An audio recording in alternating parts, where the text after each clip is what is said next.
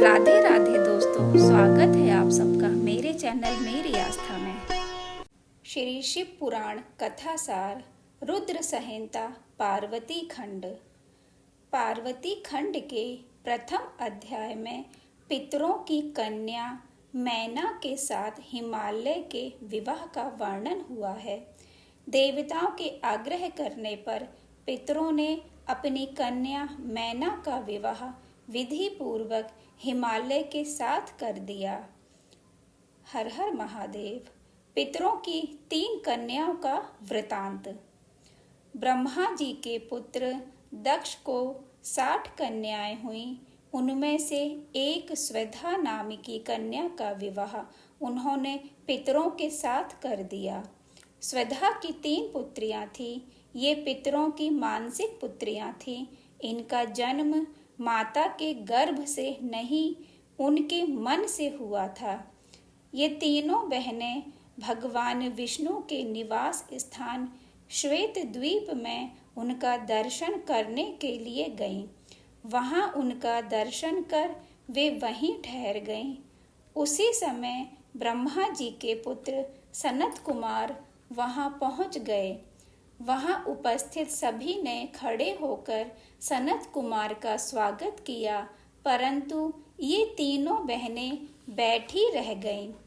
इससे नाराज होकर सनत कुमार ने इन तीनों को शाप दे दिया। बाद में तीनों द्वारा स्तुति करने पर सनत कुमार ने प्रसन्न होकर वरदान भी दिया और कहा कि तुम तीनों में ज्येष्ठ कन्या मैना हिमालय की पत्नी बनेगी, जिससे पार्वती का जन्म होगा। दूसरी धन्या नाम वाली कन्या राजा जनक की पत्नी होंगी, जिससे सीता जी का जन्म होगा। तीसरी कन्या कलावती वृषभान की पत्नी होंगी, जिससे राधा जी नाम की कन्या का जन्म होगा। पार्वती भगवान शिव की पत्नी बनेंगी, सीता भगवान राम की पत्नी बनेंगी और राधा भगवान कृष्ण को प्राप्त करेंगी। इस प्रकार शाप के व्याज से दुर्लभ वरदान देकर सनत कुमार मुनि भाइयों सहित अंतर्ध्यान हो गए। ब्रह्मा जी नारद जी से कहते हैं, हे नारद, मैना के साथ हिमालय का विवाह होने के अनंतर श्री विष्णु आदि समस्त देवता और महात्मा मुनिगण गिरिराज हिमालय के पास गए तथा हिमालय को जगदम्बा भगवती सती के दक्ष यज्ञ में शरीर त्यागने की कथा सुनाई और निवेदन किया कि यदि वे सती पुनः तुम्हारे घर में प्रकट हो जाएं तो देवताओं का महान लाभ हो सकता है। देवताओं की यह कथा सुनकर गिरिराज हिमालय मन ही मन प्रसन्न होकर बोले, प्रभु, ऐसा हो तो बड़े सौभाग्य की बात है। तदंतर वे देवता उन्हें बड़े आदर से उमा को प्रसन्न करने की विधि बताकर स्वयं भगवती उमा की शरण में गए और श्रद्धा पूर्वक उनकी स्तुति करने लगे। देवताओं के इस प्रकार स्तुति करने पर जगत जननी देवी दुर्गा उनके सामने प्रकट हो गईं। देवताओं ने निवेदन किया, भगवती शिवे, आप भूतल पर अवतीर्ण होकर पुनः रुद्रदेव की पत्नी बने और यथा योग्य ऐसी लीला करें जिससे देवताओं का मनोरथ पूर्ण हो जाए। हे देवी, इससे कैलाश पर्वत पर निवास करने वाले रुद्रदेव भी सुखी होंगे। आप ऐसी कृपा करें जिससे सब सुखी हो जाएं और सबका सारा दुख नष्ट हो जाए। भक्त वत्सला दयामयी उमा देवी विष्णु आदि सभी देवताओं को संबोधित करके प्रसन्नता पूर्वक बोली, हे देवताओं तथा मुनियों, आप सब अपने अपने स्थान को जाएं। मैं अवतार लेकर मैना की पुत्री होकर रुद्रदेव की पत्नी बनूंगी। यह मेरा अत्यंत गुप्त मत है। यह कहकर जगदम्बा अदृश्य हो गईं और तुरंत अपने लोक में चली गईं। हर हर महादेव। जगदम्बा का मैना एवं हिमाचल को वरदान। इधर गिरिराज हिमाचल एवं मैना दोनों दंपति ने भगवती जगदम्बा को प्रसन्न करने के लिए तपस्या आरंभ की। उनकी तपस्या से प्रसन्न होकर भगवती उमा देवी ने प्रत्यक्ष दर्शन देकर प्रसन्नता पूर्वक मैना से मनोअभिलाषित वर मांगने का आग्रह किया। मैना ने कहा, जगदम्बिके, यदि मैं वर पाने के योग्य हूँ तो मुझे 100 पुत्र हों। उन पुत्रों के पश्चात मेरी एक पुत्री हो। शिवे, आप ही देवताओं का कार्य सिद्ध करने के लिए मेरी पुत्री तथा रुद्रदेव की पत्नी बने और तदनुसार लीला करें। मैना की बात सुनकर प्रसन्न हृदया देवी ने उनके मनोरथ को पूर्ण करने का वरदान दिया और कहा कि मैं स्वयं तुम्हारे यहाँ पुत्री के रूप में उत्पन्न होकर देवताओं का समस्त कार्य सिद्ध करूंगी। ऐसा कहकर जगतदात्री परमेश्वरी शिवा अदृश्य हो गई। ब्रह्मा जी कहते हैं कि हे नारद, तदंतर मैना और हिमालय कन्या प्राप्ति के निमित्त भगवती उमा की उपासना करने लगे। कुछ समय बाद भगवती जगदम्बा जन्म लेकर मैना के समक्ष अपने स्वरूप में प्रकट हो गई। उसी क्षण विष्णु आदि सब देवता वहां आए और जगदम्बा का दर्शन कर उन्होंने उनका स्तवन किया। जब देवता लोग स्तुति करके चले गए तो देवी के उस दिव्य स्वरूप का दर्शन करके मैना को ज्ञान प्राप्त हो गया। मैना ने प्रार्थना की कि हे महेश्वरी, आप कृपा करें, इसी रूप में मेरे ध्यान में स्थित हो जाएं, साथ ही मेरी पुत्री के अनुरूप प्रत्यक्ष दर्शनीय रूप धारण करें। ब्रह्मा जी कहते हैं, नारद, मैना के समक्ष वह कन्या लौकिक गति का आश्रय लेकर रोने लगी। उसका मनोहर रुदन सुनकर सब लोग प्रसन्न होकर उसके पास पहुंच गए। देवी शिवा दिनों दिन आनंद पूर्वक बढ़ने लगी। हर हर महादेव। देवर्षि नारद द्वारा पार्वती के भविष्य की बात बताना। एक समय की बात है, नारद जी हिमाचल के घर गए। गिरिराज हिमालय ने उन्हें प्रणाम करके उनकी पूजा की और अपनी पुत्री को बुलाकर उनके चरणों में प्रणाम कराया तथा नारद जी से निवेदन किया कि मेरी पुत्री की जन्म कुंडली में जो गुण दोष हों उन्हें बताइए। मेरी बेटी किसकी सौभाग्यवती प्रिय पत्नी होगी। नारद जी ने शिवा की हस्तरेखा देखकर बताया, शैलराज और मैना, यह कन्या समस्त शुभ लक्षणों से युक्त है। अपने पति के लिए सुखदायिनी और माता पिता की कीर्ति बढ़ाने वाली होगी। हे गिरिराज, तुम्हारी पुत्री के हाथ में सब उत्तम लक्षण ही विद्यमान है। केवल एक रेखा विलक्षण है, जिसके अनुसार इसका पति ऐसा होगा जो योगी, नंग धड़ंग रहने वाला, निर्गुण और निष्काम होगा। उसके न माँ होगी न बाप। उसको मान सम्मान का भी कोई ख्याल नहीं रहेगा और वह सदा अमंगल वेश धारण करेगा। नारद की इन बातों को सुनकर मैना और हिमाचल दोनों अत्यंत दुखित हुए, परंतु जगदम्बा शिवा नारद के वचनों को सुनकर अपने भावी पति को शिव मानकर मन ही मन हर्ष से खिल उठी। हिमवान ने कहा, मुने, मैं अपनी पुत्री को उससे बचाने के लिए क्या उपाय करूं? नारद जी ने उन्हें सब प्रकार से सांत्वना दी और कहा कि ये सारे लक्षण भगवान शिव में घटते हैं। तुम्हें यह कन्या भगवान शंकर के सिवा दूसरे किसी को नहीं देनी चाहिए। नारद ने गिरिराज को शिव की पूर्व पत्नी सती का आख्यान सुनाया और कहा कि सती ही फिर तुम्हारे घर में उत्पन्न हुई हैं। तुम्हारी पुत्री साक्षात जगदम्बा शिवा है। यह पार्वती भगवान हर की पत्नी होंगी, इसमें संशय नहीं है। कुछ समय व्यतीत होने पर मैना ने हिमवान से पार्वती के लिए सुंदर वर खोजने का अनुरोध किया।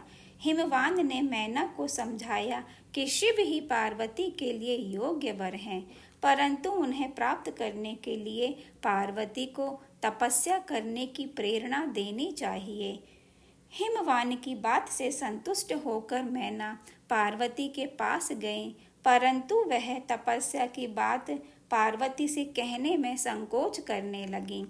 उसी समय पार्वती ने स्वयं अपने एक स्वप्न की बात माता से बताई और कहा कि आज स्वप्न में एक दयालु तपस्वी ब्राह्मण ने मुझे शिव को प्राप्त करने के लिए उत्तम तपस्या करने का उपदेश दिया है। यह सुनकर मैना ने कहा, शीघ्र अपने पति को बुलाकर पुत्री के देखे हुए उस स्वप्न को बताया। यह सुनकर गिरिराज बड़े प्रसन्न हुए। हर हर महादेव। हिमवान द्वारा पुत्री पार्वती को शिव की सेवा में रखना। ब्रह्मा जी बोले, हिमालय की वह लोक पूजित पुत्री पार्वती उनके घर में बढ़ती हुई 8 वर्ष की हो गई। उसी समय शंभु ने अपने मन को एकाग्र करने के लिए हिमालय के गंगावतार नामक उत्तम शिखर पर तपस्या आरंभ की। तदंतर गिरिराज हर्षित होकर अपने पुत्री के साथ भगवान हर के समीप गए और शंभु से प्रार्थना की कि मेरी पुत्री आपकी सेवा करने के लिए बड़ी उत्सुक है, अतः आप अपनी सेवा के लिए इसे आज्ञा दीजिए। शंभु बोले, हे शैलराज, वेदों के पारगामी विद्वानों ने स्त्री को माया रूप कहा है, उसमें भी विशेष रूप से युवती स्त्री तो तपस्वियों के लिए विघ्नकारिणी होती हैं। उनके संग से शीघ्र ही विषय वासना उत्पन्न हो जाती है, वैराग्य नष्ट हो जाता है। अतः हे शैल, तपस्वियों को स्त्रियों का संग नहीं करना चाहिए। ब्रह्मा जी बोले, हे देवर्षे, उन शंभु का यह इस प्रहार हित निष्ठुर वचन सुनकर हिमालय विस्मय में पड़ गए।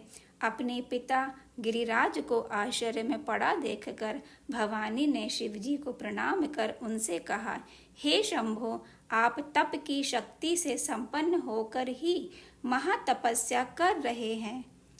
सभी कर्मों को करने वाली उस शक्ति को ही प्रकृति जानना चाहिए। उसी के द्वारा सबका सृजन, पालन और संहार होता है। हे शंकर, यदि आप प्रकृति से परे हैं तो मेरे समीप रहने पर भी आपको डरना नहीं चाहिए। पार्वती के वचनों से प्रभावित होकर भगवान शंकर ने हिमालय की पुत्री को अपने पास रहकर सेवा करने के लिए स्वीकार कर लिया। भगवती पार्वती शिव की सेवा में पूर्ण रूप से तत्पर हो गईं तथा महायोगीश्वर भगवान शिव शीघ्र ही अपने ध्यान में निमग्न हो गए। हर हर महादेव। तारकासुर का आख्यान।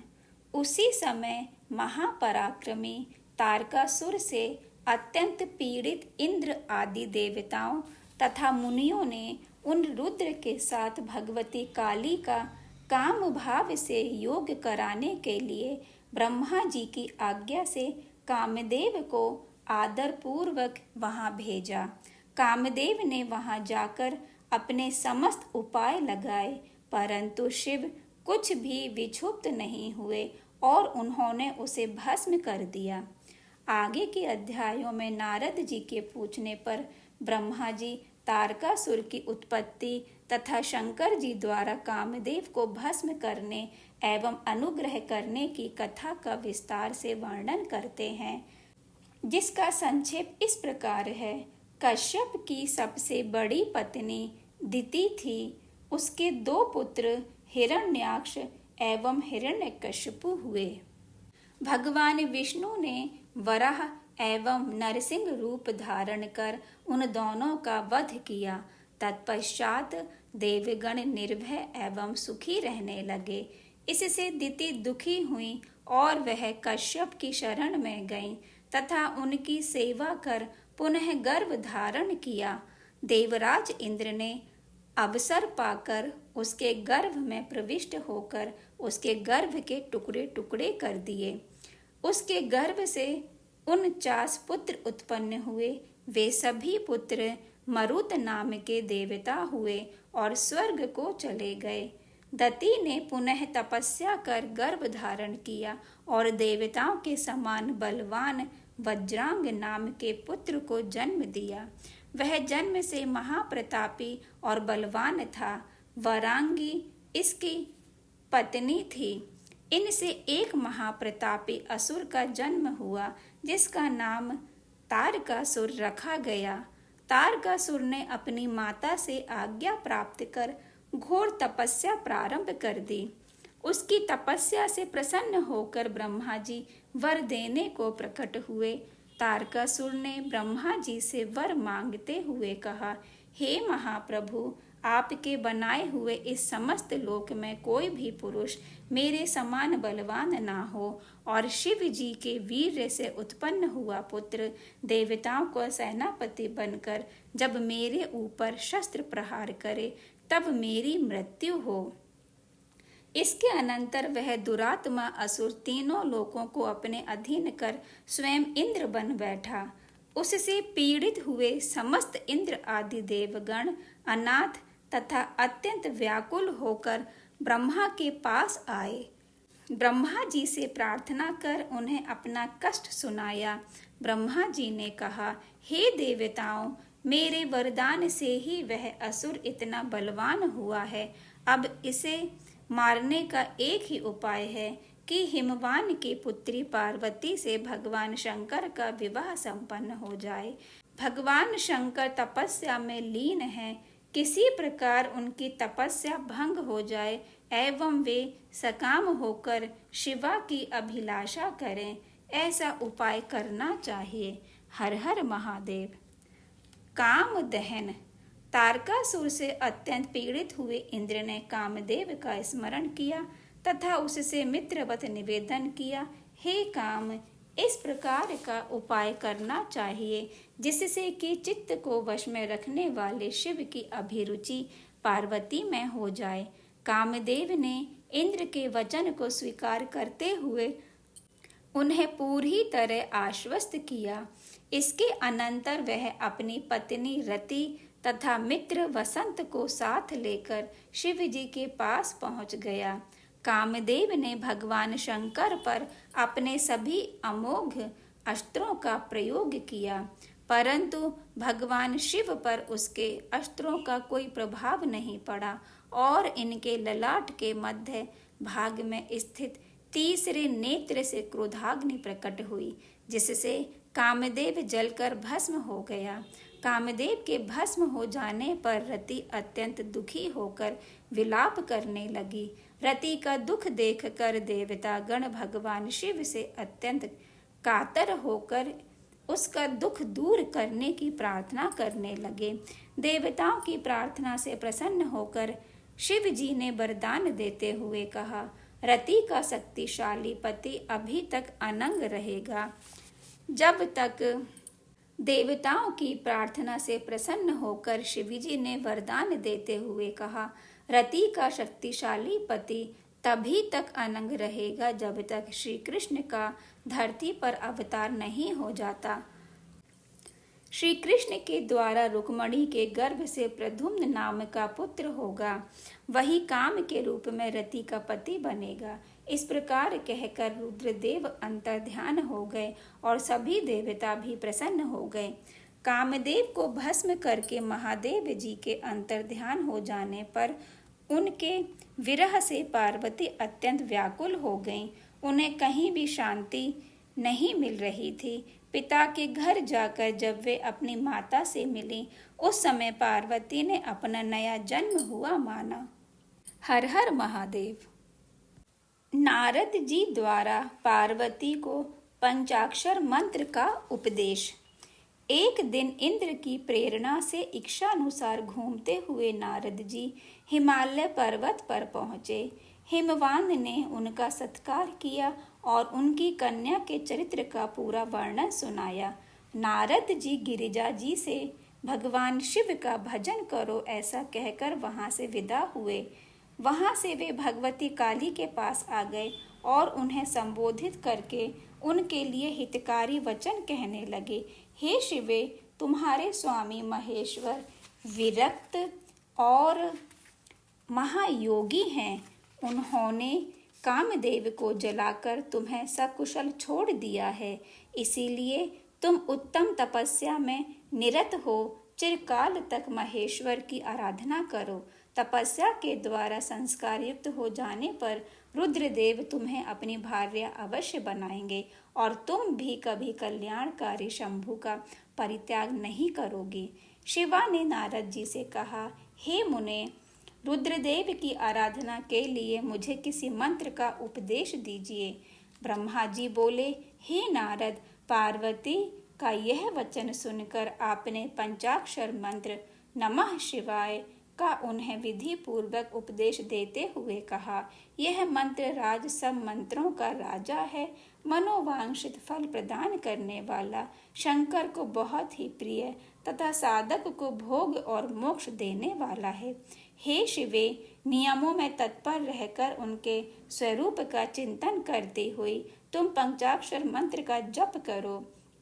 इससे शिव जी शीघ्र ही संतुष्ट होंगे। अपने माता पिता से किसी प्रकार आज्ञा प्राप्त कर भगवती पार्वती तपस्या में संलग्न हो गईं और पंचाक्षर मंत्र के जप में रत होकर तप करती हुई वे भगवान शंकर का ध्यान करने लगी। इस प्रकार तप और महेश्वर का चिंतन करती हुई उन काली ने 3000 वर्ष उस तपोवन में बिता दिए। उनकी कठोर तपस्या से यह संपूर्ण चराचर जगत संतप्त होने लगा। देवता गणों ने ब्रह्मा जी के पास पहुंचकर निवेदन किया, हे विभो, इस समय यह सारी सृष्टि क्यों जल रही है? इसका कारण ज्ञात नहीं हो पा रहा है। ब्रह्मा जी कहते हैं, तब मैं भगवान विष्णु से निवेदन करने के लिए उन सभी के साथ शीघ्र ही क्षीर सागर गया और उनसे सारी स्थिति का वर्णन किया। विष्णु जी बोले, मैंने सारा कारण जान लिया है। आप सब लोग पार्वती की तपस्या से संतप्त हो रहे हैं, अतः मैं आप लोगों के साथ अभी परमेश्वर के पास चल रहा हूँ। हर हर महादेव। शंकर जी के द्वारा विवाह की स्वीकृति। इसके अनंतर ब्रह्मा एवं विष्णु सहित सभी देवता पार्वती के तप की प्रशंसा करते हुए वहां गए जहां वृषध्वज महादेव थे। उन सबों ने शिवजी को प्रणाम कर उनकी स्तुति की। तब वहां नंदीकेश्वर ने भगवान शिव से कहा, हे प्रभो, देवता और मुनि संकट में पड़कर आपकी शरण में आए हैं। नंदी के इस प्रकार सूचित करने पर भगवान शंभु ने अपने आप समाधि से विरत होकर विष्णु, ब्रह्मा एवं देवताओं से आने का कारण पूछा। भगवान विष्णु ने कहा, शंभो, तारकासुर ने देवताओं को महान कष्ट प्रदान किया है, यही बताने के लिए सब देवता वहां आए हैं। भगवान, आपके ओर से पुत्र से तारक द्वैत मारा जा सकेगा और किसी प्रकार से नहीं। आप कृपा कर गिरिराज हिमवान की पुत्री गिरिजा का पानी ग्रहण करें। श्री विष्णु का यह वचन सुनकर भगवान शंकर ने ब्रह्मा, विष्णु, देवताओं तथा मुनियों को निष्काम धर्म का उपदेश दिया। तदंतर भगवान शंभु पुनः ध्यान में निमग्न हो गए। परमेश्वर शिव को ध्यान मग्न देखकर उन्होंने नंदी की सहमति ली। नंदी ने पुनः दीन भाव से स्तुति करने के लिए कहा। वे सभी देवगण दीन भाव से पुनः स्तुति करने लगे। भगवान विष्णु ने पुनः निवेदन किया, सुखदायक भगवान शंकर, हम सब देवताओं को तारकासुर से अनेक प्रकार का कष्ट प्राप्त हो रहा है। आप के लिए ही देवताओं ने गिरिराज हिमालय से शिवा की उत्पत्ति कराई है। शिवा के गर्भ से आपके द्वारा जो पुत्र उत्पन्न होगा, उसी से तारकासुर की मृत्यु होगी, दूसरे किसी उपाय से नहीं। नारद जी की आज्ञा से पार्वती कठोर तपस्या कर रही हैं। उनके तेज से समस्त त्रिलोकी आच्छादित हो गई है। इसलिए परमेश्वर शिवा को स्वीकार कर सबका दुख मिटाइए।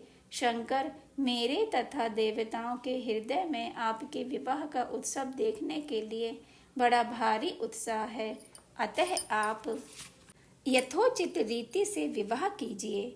ब्रह्मा जी कहते हैं, नारद ऐसा कहकर उन्हें प्रणाम करके विष्णु आदि देवता और महर्षियों ने पुनः उनकी स्तुति की। भक्तों के अधीन रहने वाले भगवान शंकर ने विवाह का तर्क और युक्ति पूर्वक निषेध वचन कहा, परंतु साथ ही यह भी कहा कि जब जब भक्तों पर कहीं कोई विपत्ति आती है तब मैं तत्काल उनके सारे कष्ट हर लेता हूँ। तारकासुर से तुम सब लोगों को जो दुख प्राप्त हुआ है उसे मैं जानता हूँ, उसका मैं निवारण करूँगा। यद्यपि मेरे मन में विवाह करने की कोई रुचि नहीं है, तथापि मैं पुत्रोत्पादन के लिए गिरिजा के साथ विवाह करूँगा। तुम सब देवता अब निर्भय होकर अपने अपने घर जाओ, मैं तुम्हारा कार्य सिद्ध करूँगा। हर हर महादेव। सप्त ऋषियों द्वारा पार्वती के तप की परीक्षा। देवताओं के चले जाने पर पार्वती के तप की परीक्षा के लिए भगवान शंकर समाधिस्थ हो गए। उन दिनों पार्वती देवी बड़ी भारी तपस्या कर रहे थे। उस तपस्या से रुद्रदेव भी बड़े विस्मय में पड़ गए। भक्ताधीन होने के कारण वे समाधि से विचलित हो गए। सृष्टिकर्ता हर ने वशिष्ठ आदि सप्तऋषियों का स्मरण किया। उनके स्मरण करते ही वे सातों ऋषि वहां शीघ्र ही आ पहुँचे। भगवान शिव ने प्रसन्नता पूर्वक कहा, गिरिराज कुमारी देवेश्वरी पार्वती इस समय गौरी शंकर नामक पर्वत पर तपस्या कर रही हैं। मुझे पति रूप में प्राप्त करना ही उनकी तपस्या का उद्देश्य है। मुनीश्वरों, तुम लोग मेरी आज्ञा से वहां जाओ और उनकी दृढ़ता की परीक्षा करो। भगवान शंकर की यह आज्ञा पाकर वे सातों ऋषि तुरंत ही उस स्थान पर जा पहुँचे जहाँ पार्वती तपस्या कर रही थी। सप्त ऋषियों द्वारा तपस्या का कारण पूछने पर पार्वती ने संकोच पूर्वक बताया कि वे भगवान सदाशिव को पति रूप में चाहती हैं। नारद जी के आज्ञानुसार वे उन्हें प्राप्त करने के लिए कठोर तप कर रही हैं। नारद जी का नाम सुनकर वे सप्त ऋषि छल पूर्वक मिथ्या वचन कहने लगे। पहले उन्होंने नारद की निंदा की और कई प्रकार के उदाहरण देकर कहा कि नारद ने आज तक किसी का घर नहीं बसाया, वह तो घर फोड़ने वाला है। इसके अनंतर भगवान शिव के अमंगल वेश आदि का वर्णन करते हुए पार्वती को उनसे विरत करने का प्रयास किया और विष्णु की प्रशंसा करते हुए उनसे विवाह करने का प्रस्ताव रखा, परंतु पार्वती ने इसे स्वीकार नहीं किया। शिव की महिमा का वर्णन करते हुए वे बोली, शिव पर ब्रह्म एवं विकार रहित हैं। वे भक्तों के लिए ही शरीर धारण करते हैं। वे सदा शिव प्रभु निर्गुण माया रहित एवं विराट हैं। हे ब्राह्मणों, यदि शंकर मेरे साथ विवाह नहीं करेंगे तो मैं सर्वदा अविवाहित रहूंगी। यह कहकर और उन मुनियों को प्रणाम करके वे पार्वती मौन हो गईं। तदंतर ऋषियों ने भी पार्वती का दृढ़ निश्चय जानकर उनकी जय जयकार की और उन्हें उत्तम आशीर्वाद प्रदान किया। इसके अनंतर वे ऋषिगण शिवलोक पहुंचकर भगवान सदाशिव को संपूर्ण वृतांत निवेदन कर अपने अपने लोक को चले गए। हर हर महादेव। शंकर द्वारा वृद्ध ब्राह्मण के रूप में पार्वती की परीक्षा। उन सप्तऋषियों के चले जाने पर प्रभु शिव ने स्वयं पार्वती के तप की परीक्षा लेने की इच्छा की। वे एक बूढ़े ब्राह्मण ब्रह्मचारी का वेश धारण कर तपस्या में रत भगवती पार्वती के पास पहुँचे। उन्होंने पार्वती से पूछा, तुम कौन हो और किसकी कन्या हो? इस निर्जन वन में रहकर इतनी कठिन तपस्या क्यों कर रही हो? पार्वती ने अपना परिचय देते हुए ब्रह्मचारी को अपना पूर्ण वृतांत सुनाया तथा कहा कि बहुत समय तक कठोर तपस्या करने के बाद भी मुझे मेरे प्राण वल्लभ सदाशिव प्राप्त नहीं हुए। इस कारण अब मैं अग्नि में प्रवेश करूंगी। इस प्रकार कहकर पार्वती जी ब्रह्मचारी द्वारा निषेध करने पर भी अग्नि में प्रवेश कर गई, परंतु उसी समय अग्नि चंदन के समान शीतल हो गई। ब्रह्मचारी ने पार्वती से फिर पूछा, तुम अपनी तपस्या का कारण सत्य सत्य बताओ। पार्वती जी ने कहा, मैंने मन, वचन और कर्म से शंकर जी को ही पति भाव से वरण किया है। मन की उत्सुकतावश मैं यह कठोर तप कर रही हूँ। उस ब्राह्मण ब्रह्मचारी ने पार्वती की बात सुनकर भगवान शंकर की ओर निंदा करनी प्रारंभ कर दी। शंकर को अवगुणों की खान सिद्ध करने का प्रयास करते हुए पार्वती को उनसे विरत होने का बार बार परामर्श दिया। उस ब्राह्मण के इस प्रकार के वचन सुनकर पार्वती कुपित मन से शिव निंदक ब्राह्मण से बोली, आप ब्रह्मचारी का रूप धारण कर मुझे छलना चाहते हैं, इसीलिए कुतर्क से भरी हुई बातें मुझसे कह रहे हैं। वे सदाशिव निर्गुण ब्रह्म हैं और कारणवश सगुण हो जाते हैं। जो 7 जन्मों का दरिद्र हो तो वह भी यदि शंकर की सेवा करे तो उसे लोक में स्थिर रहने वाली लक्ष्मी भी प्राप्त होती है। जो पुरुष शिव तत्व को न जानकर शिव की निंदा करता है, उसका जीवन पर्यंत संचित किया हुआ पुण्य भस्म हो जाता है। वे सज्जनों के प्रिय निर्विकारी प्रभु मेरे तो सर्वस्व हैं और मुझे अत्यंत प्रिय हैं। उन महात्मा सदाशिव की ब्रह्मा विष्णु भी किसी प्रकार समता नहीं कर सकते। इस प्रकार कहती हुई वे गिरिराज पुत्री मौन हो गई और निर्विकार चित्त से शिव जी का ध्यान करने लगी। उन शिव ने जैसा पार्वती ध्यान कर रही थी उसी प्रकार का अत्यंत सुंदर रूप धारण कर उन्हें दर्शन दिया और पुनः पार्वती से वे शिव कहने लगे, हे दृढ़ मन वाली, मैंने तुम्हारी अनेक प्रकार से परीक्षा की, मेरे इस अपराध के लिए क्षमा करो। मैंने तुम्हारी जैसी पतिव्रता सती त्रिलोक में कहीं नहीं देखी। हे शिवे, मैं सर्वथा तुम्हारे अधीन हूँ, तुम अपनी कामना पूर्ण करो। भगवान सदाशिव का वचन सुनकर और उनके परमानंदकारी रूप का दर्शन कर पार्वती जी परम आनंदित हो गईं। इसके अनंतर पार्वती जी अपने घर के लिए प्रस्थान कर गईं। वहां उनका पूर्ण स्वागत हुआ। माता मेनका पार्वती को पाकर विहल हो गईं। घर में नित्य गान और उत्सव होने लगे।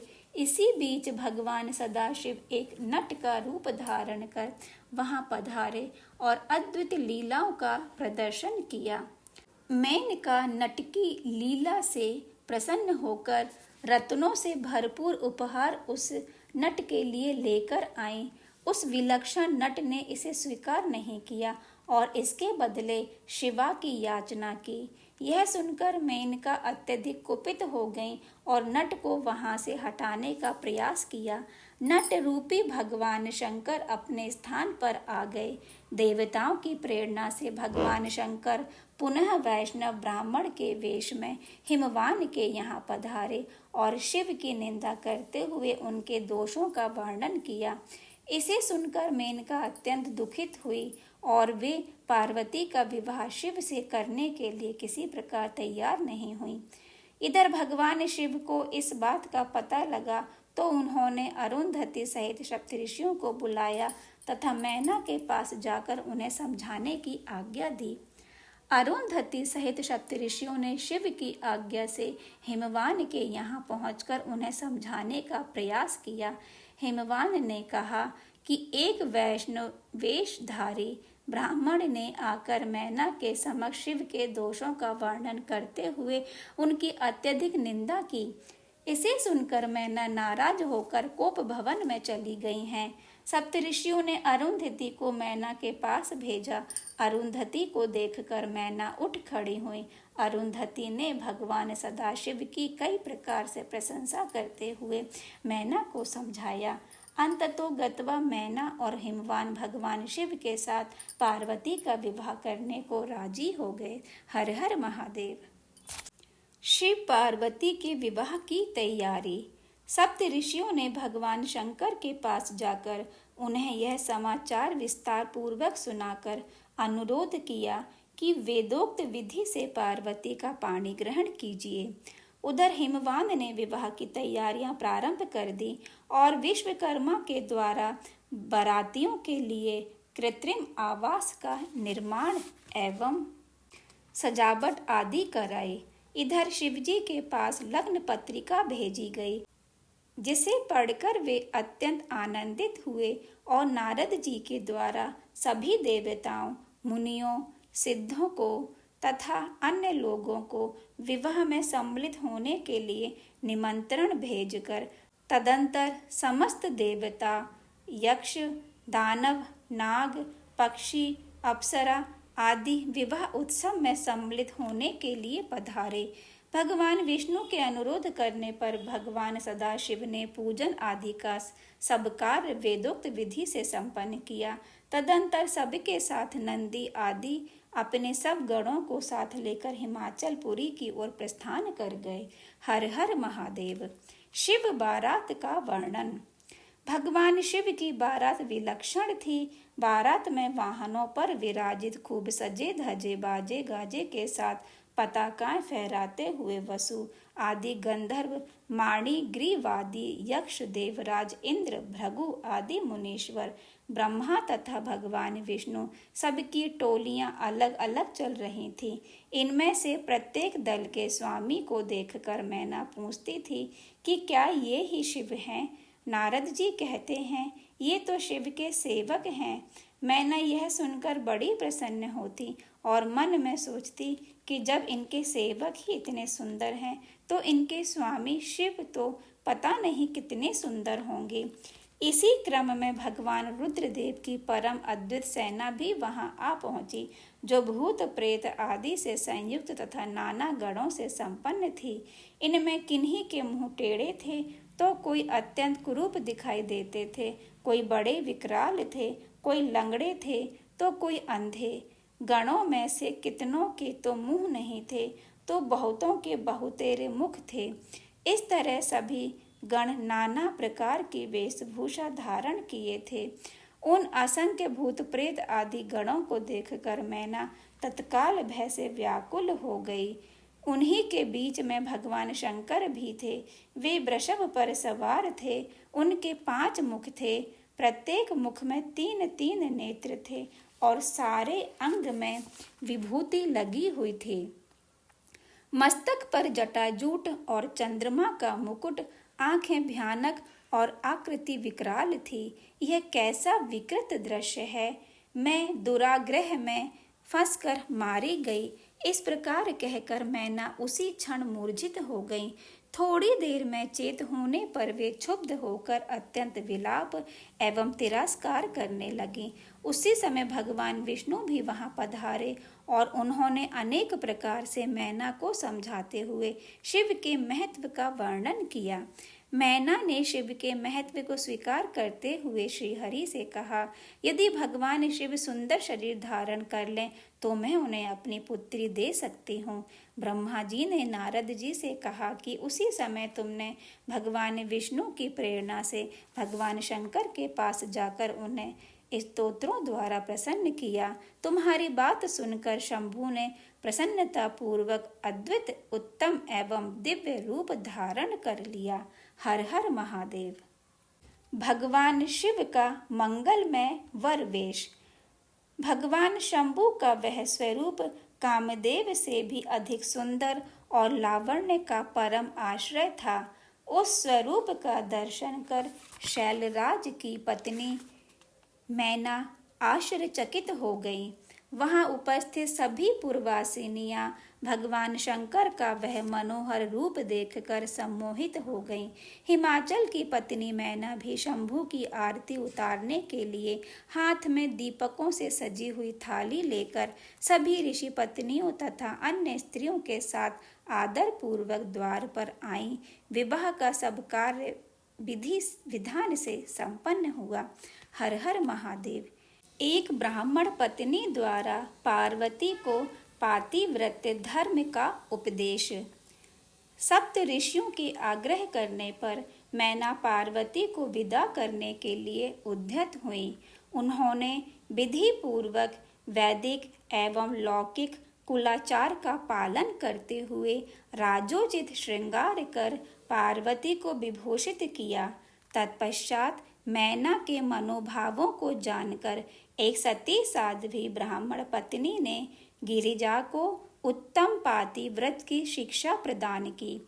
ब्राह्मण पत्नी बोली, गिरिराज किशोरी, संसार में पतिव्रता नारी ही धन्य है। पतिव्रता सब लोगों को पवित्र करने वाली और समस्त पाप राशि को नष्ट कर देने वाली है। श्रुतियों और स्मृतियों में पातिव्रत धर्म को महान बताया गया है। इसको जैसा श्रेष्ठ बताया जाता है वैसा दूसरा धर्म नहीं है। पातिव्रत धर्म की शिक्षा यहाँ विस्तार से दी गई है। इसके अनंतर भगवती शिवा की विदाई का मार्मिक वर्णन हुआ है। शिवा ने समस्त गुरुजनों को, माता पिता को, पुरोहित और ब्राह्मणों को, भौजाइयों और दूसरी स्त्रियों को प्रणाम करके यात्रा प्रारंभ की। सबने शिवा को आशीर्वाद प्रदान किया। ब्रह्मा जी कहते हैं, तात, इस प्रकार मैंने परम मंगल में शिव विवाह का वर्णन किया। यह शोक नाशक, आनंददायक तथा धन और आयु की वृद्धि करने वाला है। इस प्रकार रुद्र संहिता का पार्वती खंड पूर्ण हुआ। हर हर महादेव। श्री राधे श्याम।